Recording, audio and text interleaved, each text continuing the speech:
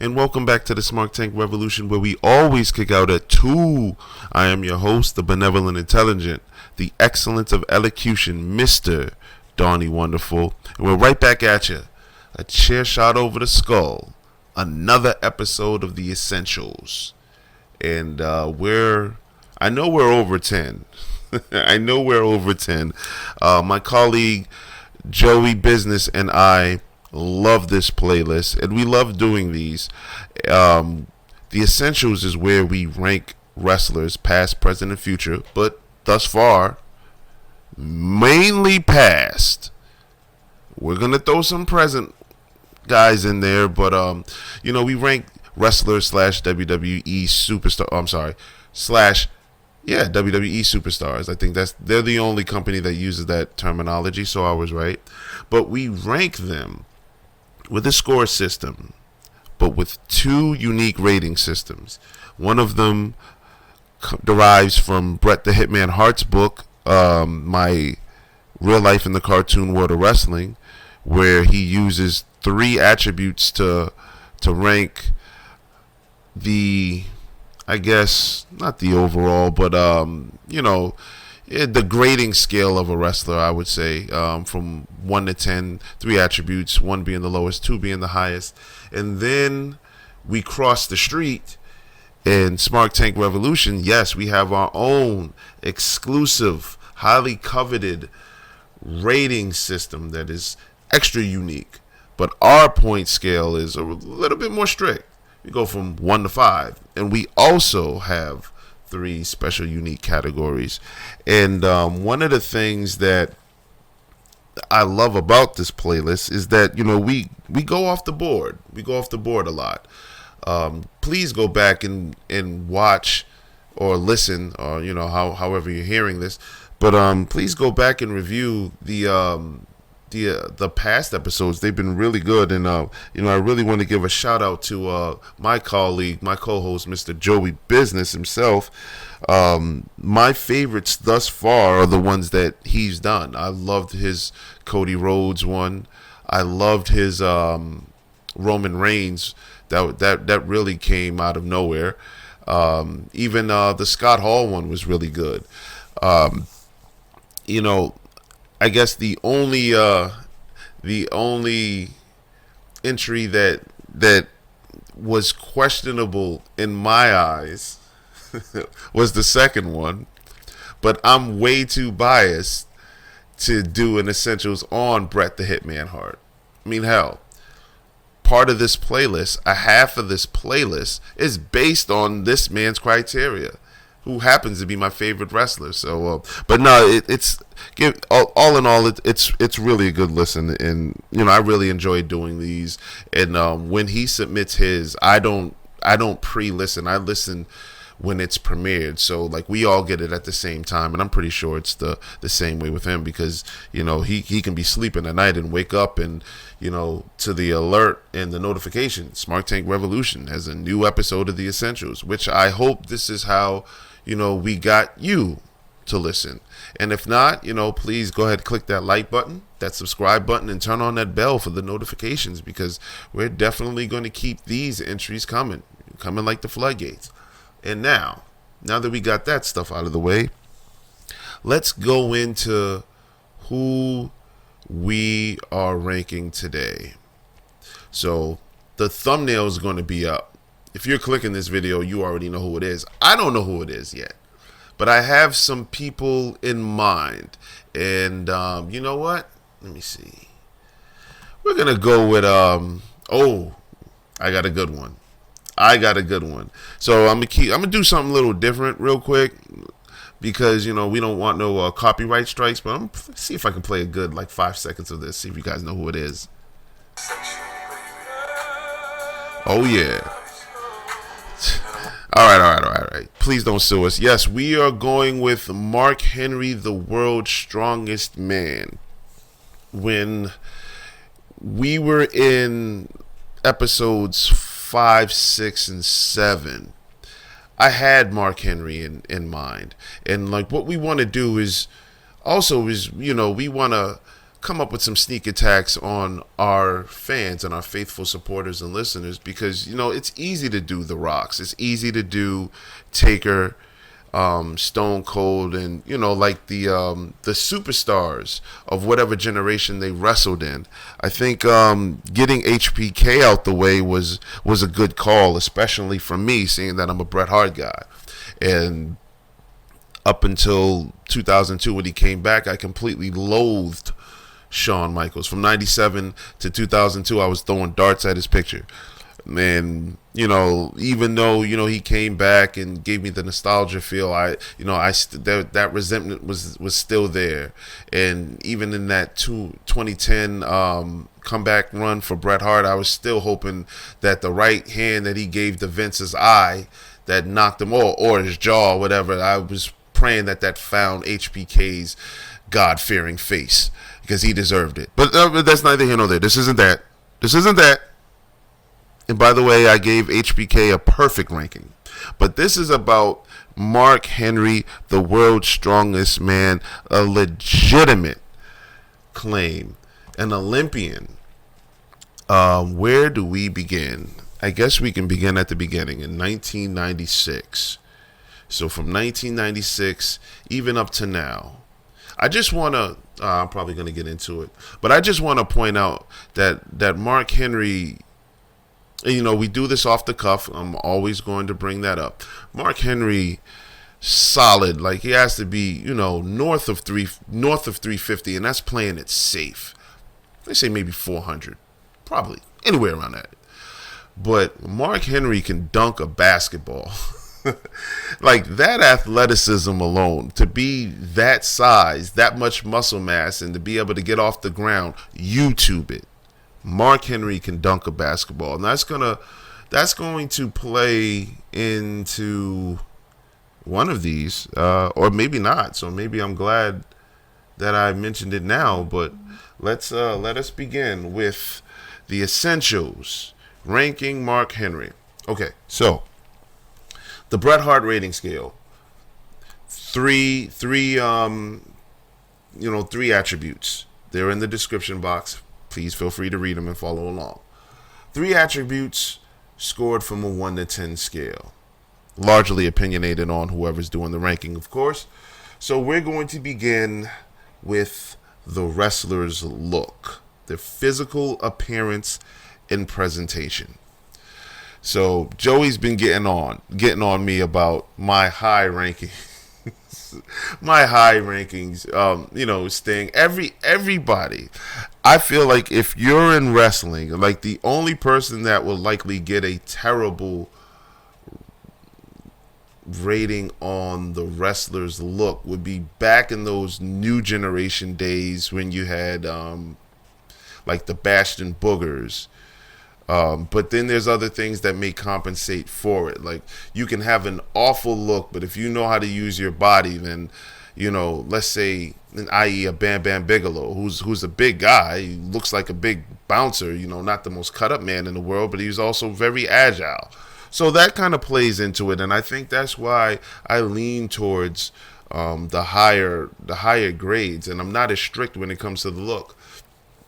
To me, a passable look is your physical physique, but it's also how you carry it, and is it believable? So Mark Henry legitimately is a strong man, the world's strongest man. Is he cut up like Arnold Schwarzenegger? No. Is he stronger than Arnold Schwarzenegger? His pinky likely is. There's the weight room stories. Him and Vince McMahon trying to follow him. Vince McMahon thinking that, and Vince being a workout guru and a gym rat himself, Vince thinking that, I can do what Mark does, and then barely being able to wake up out of bed or get up out of bed the next day. Like, that goes a long way. Short in stature, I guess, compared to me. I'm 6'4", but Mark Henry looks 6'1". To be fair, about 6'1", 6'2", wide mass. He can be on anyone's offensive line, but he wears a singlet and he wrestles. Man, okay. I don't. All right, all right. Like, I'm going to say seven and a half. So this is what I'll do for wrestlers look going forward. I'll try to remember. I'll try to remember this. If would I want to look like him? That's when I'm also going to factor in for me personally, so I can keep myself kind of honest and more strict with the wrestler's look. I mean, I wouldn't mind. Shoot, if I'm Mark Henry, I'm walking anywhere. Like, yeah, you're gonna look at me. Yeah, that guy's into something. But he has a look of a professional athlete, and he's an Olympian. I think that should go a long way. I think that alone should put him above 7. Again, like, we're not even into the other aspects of wrestling. This is just still his look. I mean, I think this is one of the harder ones, because if I ranked him a 9, it's a believable 9, but it's only a believable 9 for him. Like, this is a Mark Henry rule. I believe I said 7. I'm gonna go with 8. I'm gonna go with 8. Would I like to physically look like that? Maybe on Monday, Tuesday, and Wednesday, or maybe on Friday, Saturday, and Sunday. Maybe on the bouncing nights, the nightclub nights. I don't know. This is going to be interesting when we get to Brock Lesnar. In contrast, so there are bodies that look like his. Big E, for instance. Big E has pecs everywhere, and like, he's more defined. So I guess all right, 7.5, because if I would rank Big E 8 to 8.5, I have to just scale Mark Henry slightly under that. But damn, that's a hard. That was a difficult one. That was really difficult. That was really difficult. Like, the wrestlers look there, like, and this is just his physique. I didn't even mention the singlet. The earlier huskier, younger Mark Henry. I never was a fan of his ring gear until he settled with the World's Strongest Man singlet, that the kind of deal he was doing with MVP. But yeah, I'm gonna stick with that. 7.5. 7.5. Let's move on to promo ability. The promo ability, the effectiveness of performing a dialogue or monologue. Okay, to advance the storyline, I can't really think of any strong promos outside of the one that's on my all-time promo list. But there's just one. I'm not going to tell you which order, but when he teased the retirement, man, did that work. So, like, I know the ability's there. I know he can talk. His he's the personification of a professional athlete all the way around. Like, I would love to have Mark Henry as a spokesperson of my company, so I know he can articulate himself very well.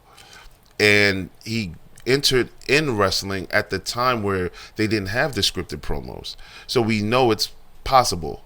I just can't think of a strong, hooking promo outside of the program he worked with John Cena when he teased retirement, which also, again, I'll mention this again, and we haven't even cut this audio yet, but there's an audio that's long overdue where Joey and I are going to go down our list of greatest promos, and this one is on it. When he faked his retirement with the salmon blazer, when he had the salmon blazer, it came from the heart, and then it turned into a work, which had me hook, line, and sinker. And I think the best promos of Mark Henry began during that Hall of Pain time period. The later years when Mark Henry became world champion, his world title runs. They were short, but they were to the point. They were believable. They were entering the Hall of Pain. He has a slogan. So with promo ability, I'm gonna rank him as 7. My heart says higher, but I'm gonna rank him as 7. I'm a huge Mark Henry fan too. If you already can't tell, but I'm gonna rank his promo ability as 7. I think I guess I would have to go back, and I'll probably go back and address it in the comment section. Whatever Joey gave Roman Reigns, Mark Henry deserves a point and a half better, I think, in my opinion, because he definitely can deliver a strong, believable promo, and has. So let's go into his in-ring work. Mark Henry, he's a big guy, and if he wanted to, I believe he could have taken the liberties and could have snapped almost any wrestler on any roster during his prime active years. He could have snapped them in half. Mark Henry, to my knowledge, has never hurt anyone. Understood the business, grasped the business, teaches the business, recruited to the business, i.e. Bianca Belair, Jade Cargill, like Mark Henry's a mentor, was an agent. And I think that has a lot to do with the understanding of what good in-ring work is supposed to be. He hung around the Harts. So, I think is there. And this is somebody that, to my knowledge, walked into wrestling late. He was already an established Olympian when he came along. His in-ring work itself, look, and this is not a knock on either one of these two, but if you can work well with the Big Show, and the Big Show can go, but usually two big guys it never really fares well. The paces are slow, and it's just basically power move after power move after power move after power move. If you can work a pace with the Big Show that looks like it's Triple H and Randy Orton, and that's likely a reach, but just follow me. If you can work a pace with the Big Show that can make me forget that they're two big guys aside from the ring collapsing, I have to give you some type of credit for that. This is another one. Power moves were believable. Finishers were believable. His in-ring work is really good. Really stellar. Underrated. If Mark Henry was still active and he was your champion, bald head or braids, whatever, he's believable. And the work he does in the ring is believable. Come on. I'm going to go 8. So I believe right now I had 7.5, 7.5, and 8. And according to Bret Hart, if you're over 20, you're good. So, we got that covered. We got you covered there, World's Strongest Man. You're my boy. I'm a fan. I don't know about Joey, but still, not to throw him under the bus. Or matter of fact, we'll throw Joey business under the bus, and we'll back it up to, hey, listen, I'm the fan. It's time for the main event, as you would say. And that's how we're going to transition over to our unique rating system, which is called the Essentials. We have 3 attributes with we're scoring from 1 to 5. Like I mentioned in the opening, it's a little more strict, just to kind of make it more black and white. If it's gray, it's literally in the middle, but we kind of really want to lean towards good or bad. But innovative effectiveness, classic matches, classic rivalries, defining and redefining moments. So the first attribute, innovative effectiveness, the ability to work as a babyface or heel. I think his heel run as the champion was trying to think of a valid score here, because what I like to do is dissect it. So his babyface run, he was more of a beloved, of the beloved vet. The heel run, where I thought provided the meat of the meal of his Hall of Fame claim, was really good in the ring. like I said, when you have the slogans and you can move merch, that says something. Was he a bigger heel than, let's say, a Triple H? No. Was he a bigger baby face than, let's say, a Triple H? Yeah. So it kind of works, and I use Triple H kind of as the guide here, because I'm pretty sure when we get to his essentials review, like, Triple H is gonna tip the scales. So Mark Henry, I'll go. I got a smack dab in the middle. I'll just go 3, but 3.5, close to a 4, but 3.5 on his innovative effectiveness. If Mark Henry laced up the boots and came back today as a baby face or heel, he'll be able to work effectively as that. But would he be the top? That would depend on booking. So I'm just gonna say 3.5 with the ability to max out at least on the heel side, because I kind of seen that more. I love him as babyface. I'm just saying. So 3.5. I'm gonna stay there. The classic matches and the classic rivalries. Now, see, all right. So here is where, unfortunately, I have to take a bullet for my boy. Classic. That word alone, man, is just. All right, where can we apply that for the world's strongest man? The classic rivalries would be, the stuff he was doing with the Nation of Domination and their rivalries, but we don't really talk about them much outside of the birth of The Rock, and where he really began to show his stuff. Like I said, I love the heel title run. I love the stuff that he was doing with the Big Show. But there's nothing that grasps me as classic. So I'm gonna have to rank low here. I love you, Mark. I just want to put that out there.